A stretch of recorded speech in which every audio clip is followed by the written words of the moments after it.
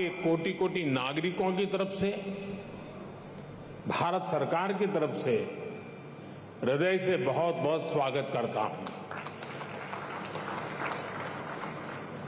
Dairy sector का सामर्थ्य न सिर्फ ग्रामीण अर्थव्यवस्था को गति देता है, बल्कि ये दुनिया भर में करोड़ों लोगों की आजीविका का भी प्रमुख साधन है। मुझे विश्वास है ये समिट आइडियाज, टेक्नोलॉजी, एक्सपर्टाइज और डेयरी सेक्टर से जुड़ी परंपराओं के स्तर पर एक दूसरे की जानकारी बढ़ाने और एक दूसरे से सीखने में बहुत बड़ी भूमिका निभाएगी। साथियों, आज का ये आयोजन ऐसे समय में हो रहा है जब भारत ने अपनी आजादी के 75 वर्ष पूरे किए हैं।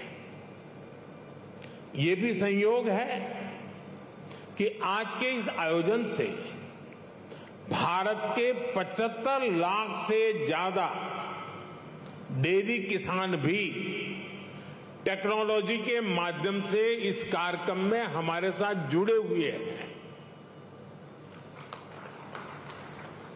इस तरह की समिट के लिए और उसमें लास्ट माइल बेनिफिशियरी हमारे ऐसे ही किसान भाई बहन होते हैं।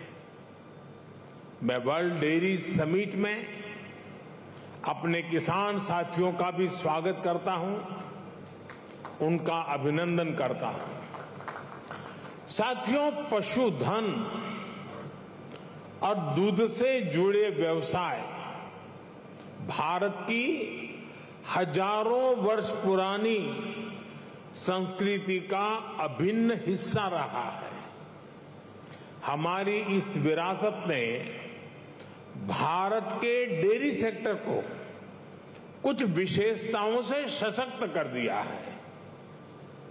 इस समिट में दूसरे देशों से जो एक्सपर्ट आए हैं, मैं उनके सामने इन विशेषताओं का विशेष रूप से उल्लेख करना चाहता हूं।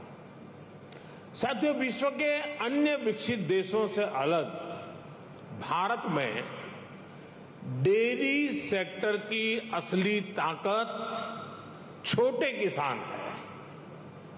भारत के डेयरी सेक्टर की पहचान मास प्रोडक्शन से ज्यादा प्रोडक्शन बाय मासिस की है।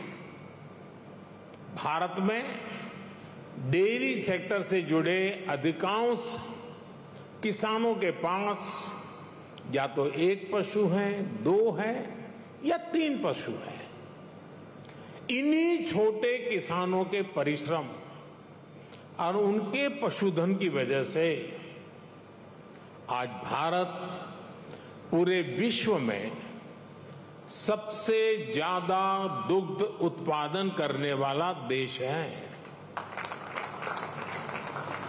आज भारत के 8 करोड़ से ज्यादा परिवारों को ये सेक्टर रोजगार मुहैया कराता है। भारत के डेयरी सेक्टर की यूनिकनेस आपको अन्य जगह पर शायद ही कभी कहीं मिल जाए। आज वर्ल्ड डेयरी समिट में इसका जिक्र मैं इसलिए भी कर रहा हूं क्योंकि विश्व के अनेक गरीब देशों के किसानों के लिए ये एक बेहतरीन बिजनेस मॉडल बन सकता है। साथियों, भारत के डेयरी सेक्टर की इस खासियत को एक और यूनिकनेस से जबरदस्त सपोर्ट मिलता है। हमारे डेयरी सेक्टर की दूसरी विशेषता है भारत का डेयरी कोऑपरेटिव सिस्टम। आज भारत में डेयरी कोऑपरेटिव का एक ऐसा विशाल नेटवर्क है जिसकी मिसाल पूरी दुनिया में मिलना मुश्किल है। ये डेयरी कोऑपरेटिव्स देश के 2 लाख से ज्यादा गांवों में करीब करीब 2 करोड़ किसानों से दिन में 2 बार दूध जमा करती है और उसे ग्राहकों तक पहुंचाती है। इस पूरी प्रक्रिया में बीच में कोई भी मिडलमैन नहीं होता और ग्राहकों से जो पैसा मिलता है उसका 70% से ज्यादा सीधा किसानों के जेब में ही जाता है। इतना ही नहीं, अगर मैं गुजरात राज्य की बात करूं तो ये सारे पैसे सीधे महिलाओं के बैंक अकाउंट में जाते हैं। पूरे विश्व में इतना ज्यादा रेशियो किसी और देश में नहीं है। अब तो भारत में हो रही डिजिटल क्रांति की वजह से डेयरी सेक्टर में ज्यादातर लेन देन बहुत तेजी गति से होने लगी है। मैं समझता हूं भारत की डेयरी कोऑपरेटिव्स की स्टडी, उनके बारे में जानकारी, डेयरी सेक्टर में डेवलप किया गया डिजिटल पेमेंट सिस्टम दुनिया के बहुत से देशों के किसानों के बहुत काम आ सकता है। इसलिए भारत के डेयरी सेक्टर की एक और बड़ी ताकत है, एक और यूनिकनेस है, हमारी इंडिजिनस स्पीशीज। भारत के पास गायों की, भैंसों की जो स्थानीय ब्रीड है वो कठिन से कठिन मौसम में भी सरवाइव करने के लिए जानी जाती है। मैं आपको गुजरात की बन्नी भैंस का उदाहरण देना चाहूंगा। ये बन्नी भैंस कच्छ के रेगिस्तान और वहां की परिस्थितियों से ऐसी घुल मिल गई है कि देखकर कई बार हैरानी होती है। दिन में बहुत ही भयंकर धूप होती है, बहुत गर्मी होती है, कड़क धूप होती है। इसलिए ये बन्नी भैंस रात के कम तापमान में घास चरने के लिए निकलती है। विदेश से आए हमारे साथी ये जानकर के भी चौंक जाएंगे कि उस समय बन्नी भैंस के साथ कोई उसका पालक, उसका किसान उसके साथ नहीं होता है। वो गांव के पास बने चारगांव में खुद ही जाती है। रेगिस्तान में पानी कम होता है, इसलिए बहुत कम पानी में भी बन्नी भैंस का काम चल जाता है। बन्नी भैंस रात में 10-10, 15-15 किलोमीटर दूर जाकर घास चरने के बाद भी सुबह अपने आप खुद घर चली आती है। ऐसा बहुत कम सुनने में आता है कि किसी की बन्नी भैंस खो गई हो या गलत घर में चली गई हो। मैंने आपको सिर्फ बन्नी भैंस का ही उदाहरण दिया है, लेकिन भारत में मुर्रा, मेहसाणा, जाफराबादी, नीली रवि, पंढरपुरी जैसी अनेक जात नस्लें भैंस की आज भी अपने अपने तरीके से विकसित हो रही है।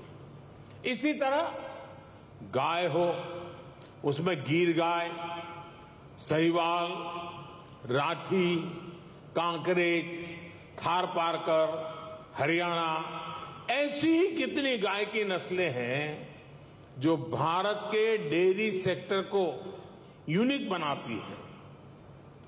भारतीय नस्ल के ये ज्यादातर पशु क्लाइमेट कंफर्टेबल भी होते हैं और उतने ही एडजस्टिंग भी।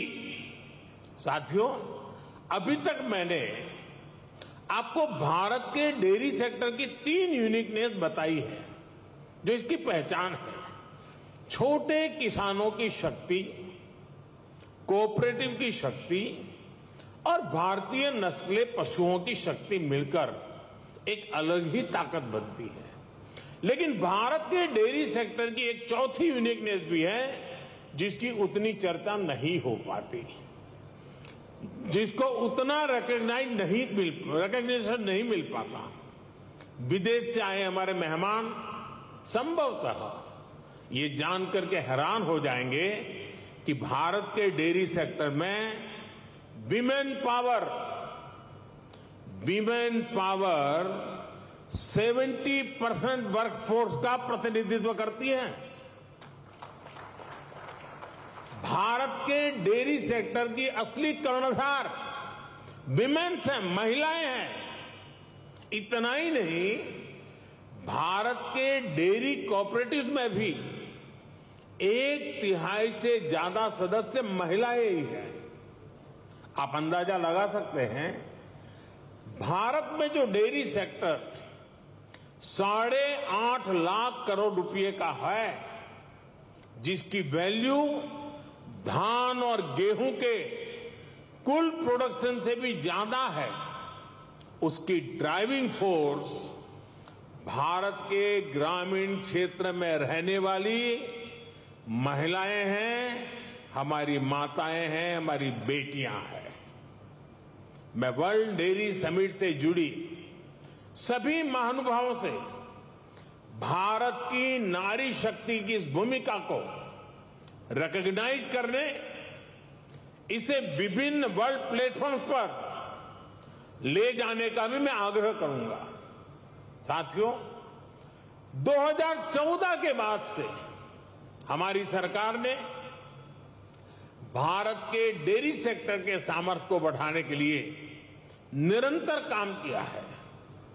आज इसका परिणाम मिल्क प्रोडक्शन से लेकर किसानों की बड़ी आय में भी नजर आ रहा है। 2014 में भारत में 146 मिलियन टन दूध का उत्पादन होता था। अब ये बढ़कर 210 मिलियन टन तक पहुंच गया है, यानी करीब करीब 44% की वृद्धि।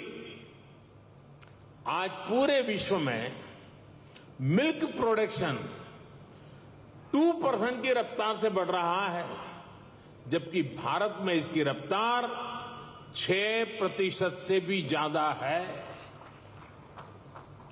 भारत में दूध की पर कैपिटा अवेलेबिलिटी पूरे विश्व के औसत से कहीं ज्यादा है। बीते 3-4 वर्षों में ही भारत के छोटे किसानों ने बैंक खातों में हमारी सरकार ने करीब 2 लाख करोड़ रुपए सीधे ट्रांसफर किए हैं। इसका बहुत बड़ा हिस्सा डेयरी सेक्टर से जुड़े किसानों के खातों में भी आया है। साथियों, आज हमारा फोकस देश में एक संतुलित डेयरी इकोसिस्टम के निर्माण पर है। एक ऐसा इकोसिस्टम जिसमें हमारा ध्यान दूध और उससे जुड़े उत्पादों की क्वालिटी पर तो है ही, बल्कि दूसरी चुनौतियों के समाधान पर भी है। किसान को अतिरिक्त आय, गरीब का सशक्तिकरण, स्वच्छता, केमिकल फ्री खेती, क्लीन एनर्जी और पशुओं की केयर, ये सभी आपस में जुड़े हुए हैं। यानी हम डेयरी सेक्टर को, पशुपालन को भारत के गांवों में ग्रीन और सस्टेनेबल ग्रोथ का बहुत बड़ा माध्यम बना रहे हैं।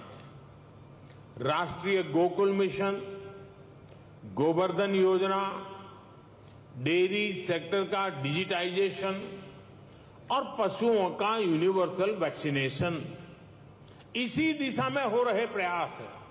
इतना ही नहीं, भारत ने जो सिंगल यूज प्लास्टिक बंद करने का जो अभियान चलाया है, वह एनवायरमेंट की दृष्टि से तो महत्व का है ही, लेकिन जो भी जीव दया में विश्वास करते हैं, जो पशुधन में उसके कल्याण में विश्वास करते हैं, उनको मालूम है कि प्लास्टिक पशुओं के लिए कितना खतरनाक बनता जा रहा है, गाय और भैंस के लिए कितना खतरनाक बनता जा रहा है।